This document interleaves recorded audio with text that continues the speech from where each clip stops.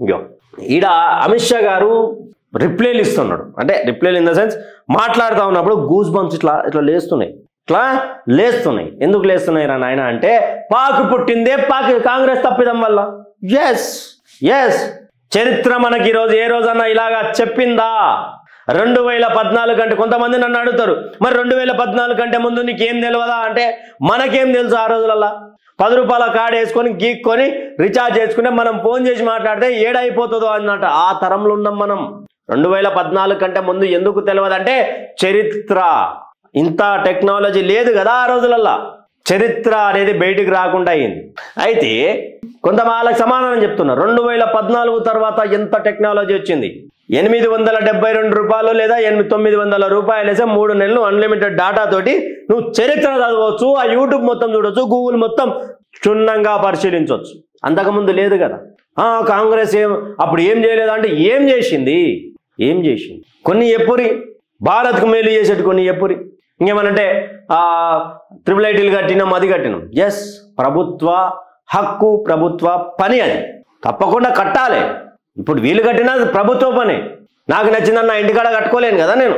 ప్రభుత్వ పనిలో నా ఇంటికాడ పెట్టుకోలేను కదా నేను. ఒకవేళ నాకు నచ్చిందని మాట్లాడేటోళ్ళు కొంచెం తెలుసుకోవాలి. పీఓకేని స్వాధీనం చేసుకునే ఛాన్స్ వచ్చినా వాడుకోలే అమిత్ షా. నెహ్రూ నిర్ణయం వల్ల UN లో పర్మనెంట్ సీట్ దక్కలే. పాల్గామ్ టెర్రరిస్టులను హతమార్చాం. కాంగ్రెస్ హయాంలో పారిపోయిన టెర్రరిస్టుల మాటేంటి? చిదంబరం పాక్ క్లీన్ చిట్ ఇచ్చారని ఫైర్. ఆల్రెడీ ఈయన మీద మస్తున్నాయి, చిదంబరం గారి మీద. ఆ స్కాము, ఈ స్కాము, ఓ స్కాము, ఇంకో స్కామ్ అని ఆయన అంటాడు. పాకిస్తాన్ టెర్రరిస్టులే చేశారని గ్యారెంటీ ఏంటి? ఎంత సింపుల్గా పాకిస్తాన్లో చేశారని గ్యారెంటీ ఏంటి అంటే, మరి ఆ బాధ పహల్గామ్ విషయంలో మృతులు ఉన్నారు చూసావా, హిందువా కాదా అని చంపిరు చూసినవా చిదంబరం గారు. అదే దాడిలో అనొద్దు కానీ కొన్ని మాటలు వస్తాయి నోటికి. అదే ఏమైనా జరిగి ఉంటే మీ పరిస్థితి, మీరు ఇలాగే మాట్లాడేటోళ్ళ పాకిస్తానులకు సంబంధం ఏంది అన్నట్టు మాట్లాడితే క్లీన్ చిట్ ఇస్తున్నారా మీరు? పాకిస్తానులకు క్లీన్ చిట్ ఇస్తా ఉన్నారా? మరి మీ ప్రభుత్వం ఉన్నప్పుడు కొన్ని సంవత్సరాల పాటు మీ ప్రభుత్వం ఉన్నది కదా, ఆ కొన్ని సంవత్సరాల పాల్గామ్ లాంటి దాడులు ఎన్నో జరిగినాయి. మరి ఆ టెర్రరిస్టుల మాట ఏంటి? మొన్న ఏదో దేశానికి పోయిండు మీ భారత ప్రధాని, కాబోయే ప్రధాని రాహుల్ గాంధీ గారు. మరి ఆ దేశంలో పాకోళ్ళు, పాక్ ఆర్మీ, పాక్ సైనికులు, పాక్ మిలిటరీ వాళ్ళు ఎంత ఎవరెవరో పెట్టుకున్నారు కదా మీటింగ్. దానికి ఆ దేశంలో జరుగుతున్నదని మరి మీ రాహుల్ గాంధీ గారికి ఆ దేశంలో ఏం పని సార్? స్పెషల్ జెట్లో పోవడం ఎందుకు సార్? ఎప్పుడైనా మరి నార్మల్ జెట్లలో పోవచ్చు కదా.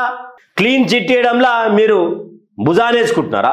ఇంకొక ఆయన మాట్లాడతాడు పాకిస్తాన్కి ఏం సంబంధం అని, ఇంకొక ఆయన మాట్లాడతాడు పాకిస్తాన్లో చేసిన గ్యారెంటీ ఉందా అని. మరి ఎవరు చేసిరు? మీరేమైనా చెప్పగలుగుతారా ఎవరు చేసిరో? మరి నిజంగా ఎన్నో దాడులు జరిగినాయి కదా భారత్ మీద. మరి అలా టెర్రరిస్టుల డాటా ఏది, వాళ్ళని ఏం చేసిరు చెప్పాలి కదా. ఎంతసేపు ఉన్న అయోధ్య రామ మందిర్ మీద 26 మందిని లాయర్లను పెట్టించి ఆ కంపు మాటలు మాట్లాడే కపిల్ సిబాల్తో కొట్లాడించుడు ఇవి కాదు. భారత్కి ఏం చేసిరో చెప్పురి. దాడుల విషయంలో భారత్ని ఏ విధంగా ముందుకు తీసుకుపోయారో చెప్పురి. ఆ దాడులకు ఎలా ప్రతిస్పందించారో చెప్పురి. ఎలా ప్రతి దాడి చేసిరో చెప్పురి. భారత్ మాతాకి జై అనే నినాదం ఎంత బలంగా వినిపించిందో చెప్పురి మీ పీరియడ్లో. ఆ రోజు యుఎన్లో పర్మనెంట్ సీట్ దక్కకపోవడానికి కారణం నెహ్రూజీ. చరిత్ర చదువురి. నన్ను ప్రశ్నించేటోళ్ళు, నన్ను అతోటి క్వశ్చన్ చేసేటోళ్ళు చరిత్ర చదువురి గూగుల్లో చదువురు అంటే అది బీజేపీ వాళ్ళు రాసి ఉంటారు. చరిత్ర చూసి చదువురు అన్నాను నేను మాట్లాడితే బీజేపీ వాళ్ళు రాసి ఉంటారు, మీ బీజేపీ వాళ్ళు. మరి అంతకుముందు రాసిన వాళ్ళు ఎవరా? మరి అంతకుముందు రాసిన వాళ్ళు ఎవరు?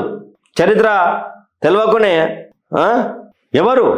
చరిత్ర అప్పట్లో మీ కాంగ్రెస్ వాళ్ళు రాసి ఉంటారు కదా. మరి అసలు మన భారత ఎడ్యుకేషన్ సిస్టమ్ మొత్తం ఔరంగజేబు ఈ తుగ్లకుల గురించే కానీ సంభాజీ మహారాజో, మహారాణా ప్రతాపో, ఇంకా మహావీరులు ఉన్నారు, మహామహనీయులు ఉన్నారు. వాళ్ళ చరిత్ర పుట్టలుగా ఎందుకు రాలేదో మీరు చెప్పగలుగుతారా? ఎవరు ఆనాటి మొట్టమొదటి ఎడ్యుకేషన్ మినిస్టర్, భారతదేశ విద్యాశాఖ మంత్రి ఎవరో మీ కామెంట్ల రూపంలో చెప్పరు మిత్రులారా. ఒకసారి ఈ సెక్యులర్ ముసుగులు ఉన్నటువంటి వాళ్ళ కళ్ళు తెరిపించండి. తర్వాత పీఓకే స్వాధీనం మరెంతో దూరంలో లేదు, త్వరలోనే ఆ రోజు వస్తుంది. రాజ్నాథ్ సింగ్ ఆపరేషన్ సింధూర్కు కామా పెట్టాం, ఫుల్ స్టాప్ కాదు. పాల్గామ్ దాడికి ఆపరేషన్ సింధూర్తో సమాధానం ఇచ్చాం. పాకిస్తాన్కు ఏ దేశం నుంచి కూడా నిధులు వెళ్లకుండా చేయాలి. ఫాదర్ ఆఫ్ గ్లోబల్ టెర్రరిజంగా పాక్ మారిందని కామెంట్. ఆపరేషన్ మహాదేవ్ తర్వాత ఇక ఆపరేషన్ సింధూర్ తర్వాత పిఓకే నెక్స్ట్.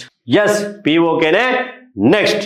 పిఓకే నెక్స్ట్ ఎందుకంటే నిన్న అనురాగ్ ఠాకూర్ గారు మాట్లాడడం చాలా బలంగా వినిపిస్తాయి నాకు. పిఓకే కాదు, ఆర్ఓకే, రాహుల్ ఆక్యుపైడ్ కాశ్మీర్ అదొకటి. తర్వాత పిఓకే చాలా దూరంలో లేదు. ఎందుకు లేదు అంటే అయిపోయింది. ఇక పాకిస్తాన్ బద్దలు వల్ల కొడుతూనే ఉన్నాం. అప్పటిలేక లేము, కాంగ్రెస్ వల్ల లేక చూసి పనిచేసుడు లేదు.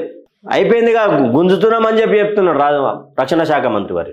అయిపోయిందిగా, మరింత దూరం లేదా చేతి బట్టి ఇట్లా గుంజితే చిట్టెంటికలు బట్టి గుంజితే ఎట్లా ఊరుకొస్తుందో ఇంట్లోకి అట్లా ఊరుకొస్తుంది.